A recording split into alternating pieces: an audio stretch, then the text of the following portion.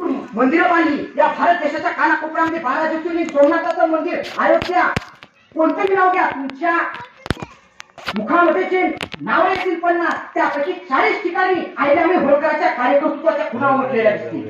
इतकं मोठं कार्य केलं अहिल्याबाई होळकरांनी, पण त्यांनी मंदिर उभा करत असताना एकाही मस्जिदीला त्यांनी हात लावला नाही. हे सर्वधर्म समभावाचं एकमेव उदाहरण आहे. औरंगजेबानं काशी विश्वनाथ मंदिराच्या बाजूला ज्ञानवापी मस्जिद बांधली, तिथं मंदिर पाडून अहिल्याबाईंनी काशी विश्वनाथाचं मंदिर उभारलं. अहिल्याबाई होळकरांना मस्जिद पाडता आली असती, पण त्यांनी पाडलं नाही. हे तालुक्याचं उदाहरण त्यांनी निर्माण केलं आणि त्या ज्ञानवापी मंदिराच्या मस्जिदीच्या बाजूला त्यांनी काशी विश्वनाथाचं मंदिर उभा केलं अहिल्याबाई होळकरांनी. अहिल्याबाई होळकरांच्या पदरी शरीफजी नावाचे मुस्लिम सेनापती होते.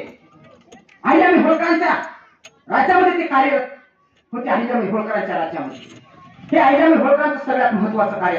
सगळ्या जाती धर्मासाठी त्यांनी काम केलंय. कोणत्याही जातीला त्यांनी हीन मानलं नाही, कोणत्याही धर्माला त्यांनी हीन मानलं नाही.